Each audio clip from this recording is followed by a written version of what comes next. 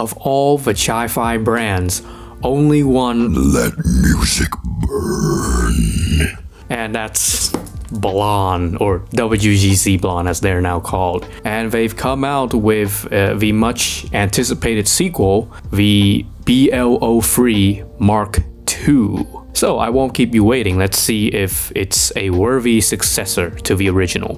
Quick reminder, we now have a Discord channel called The Hideout. Join for behind the scenes tidbits, get buying recommendations from yours truly, and just hang out. Scan a QR code on the screen or use the invite link in the description to join. Alright, back to the video. So the box of the BLON 02 is pretty standard, and when you slide out the sleeve here, you get the BLON earpieces displayed on top and the accessories box down below. Inside said box are 3 types of ear tips, including some generic smoky gray narrow bores, a more bouncy transparent narrow bore ear tips, and finally a softer ear tip with a sort of different shape. There's also this dingy little pouch that has always looked like a bit of a rucksack, but hey, it gets the job done, Finally, you get this small instruction pamphlet with such nuggets of wisdom printed as the earphones are not like vases. We would have never known if they didn't tell us. And the soldier will be brave after feeling ashamed.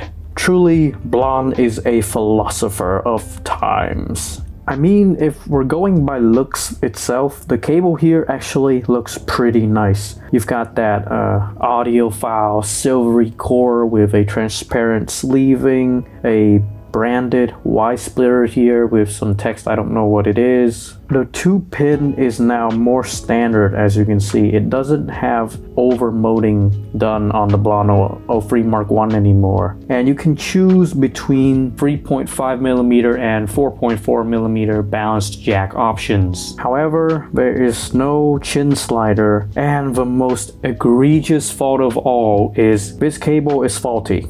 The right side here, it has lower volume than the left for some reason. That BLON build quality has not improved over the years, I guess. Now, as far as the silver BL03 Mark II goes, it looks unchanged from the original, aside from the 2-pin, which now sits flat against the body, and some new markings on the side that goes into your ears. It fits decently, but you do need some longer ear tips for it to go into the ears well. Now, I've had the best luck with the smoky gray ear tips that they give you by default, but the fake spin fits included on the original BLON 03 is also quite useful, and it does tame the aggressive bass a bit. So I will say, if you're looking for a bassy budget set, the BL03 Mark II here keeps much of that essence from the original, but it has pretty much improved on its shortcomings.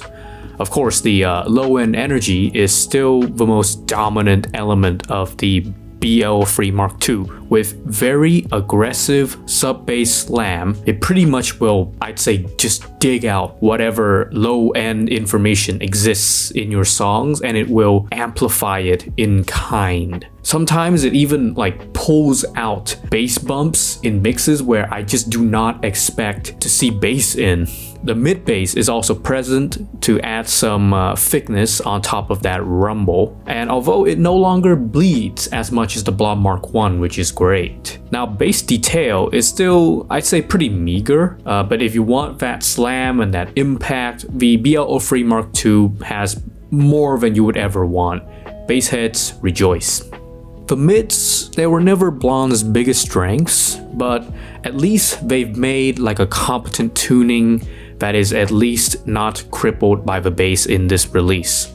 You have a very warm lower mid range that gives a pleasing, very easy to listen to tonality, and it plays well with most music. It then kind of transitions into this elevated peanut gain that maintains vocals a bit better than the previous BLON releases. It's fairly smooth, but still keeping some semblance of detail. It can, I'd say, sometimes get shouty and a bit grainy, but for the most part, it balances out the mountains of bass you get from before.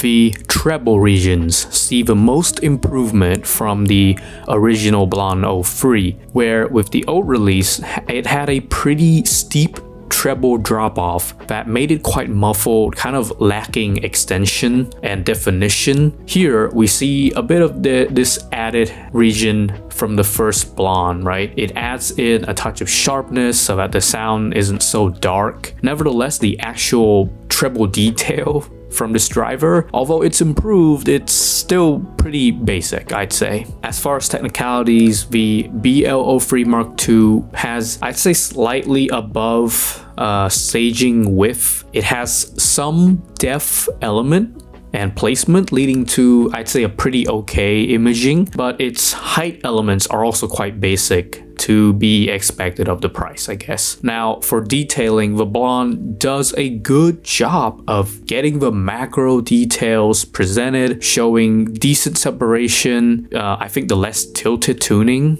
actually helps here. And the micro detailing it's not as adept, but it can cope with clean mixes, though with messier recordings not so much. It's about middle of the pack as far as technical abilities go in this price range. The BL03 Mark II is almost a mirror image of the original 03, save for the markings, and the Mark II uses the flush 2-pin connectors instead of the raised ones of the first. Now for sound, I will say that the 03 Mark II is quite a convincing successor to its old legend, the 03. The bass has a more expanded presence on the 03 Mark II, and it's more evenly spreaded compared to the Mark I. The Mark I's bass is more prevalent in the mix though, as sort of the central character of the sound. Mids is where the improvements are most heard for this sequel, as you have more refined upper mid-range energy on the 03 Mark II, whereas the 03, it has some harshness, some recessed vocals. The 03 Mark II, it recovers those details much better. Treble on the 03 Mark II is also more prevalent.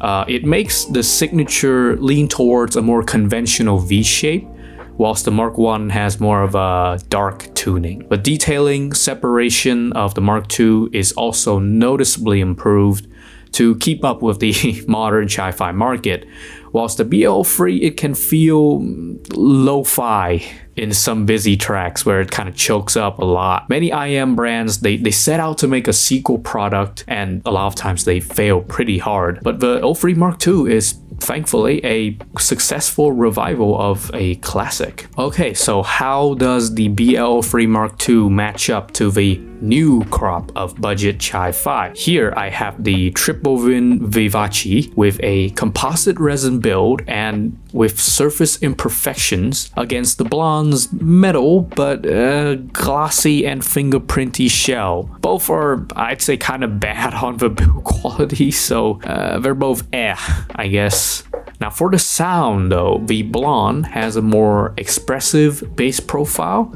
It's more subwoofer-like is what I would say. Not that the Vivace's bass ain't vivacious, pun intended, but it's not the bass head levels of the BLON, you know. Mid-range is again more neutral on the Vivace, but it's almost like it wants to be fun, but it's kind of in an identity crisis with itself. Whilst the BLON 03 Mark II is a more wild take, which stumbles on some songs, admittedly, especially with vocals, but it shines on some others.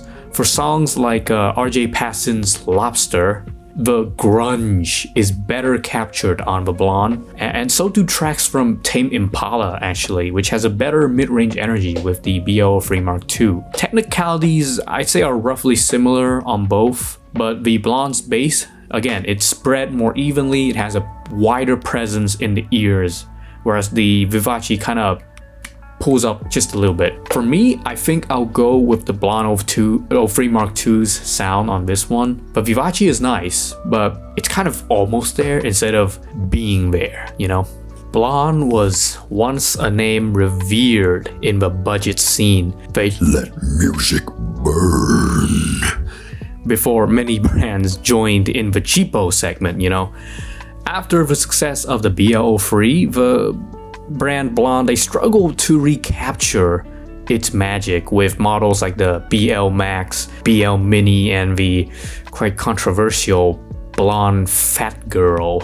I don't know what was with that name, but yeah. However, the BL03 Mark II successfully updates the original strengths with tuning adjustments and technical upgrades. It offers, I'd say, a more expressive mid-range, less recessed treble, and still delivers a powerful bass, appealing to the bass heads. Unlike the first BLON, which launched with little competition, the market is now filled with such competitions, and build quality issues remain. My unit came with a broken cable, so yeah. The sound of the BL03 Mark II is enough to warrant a purchase from its fans, but beware the quality control gotcha.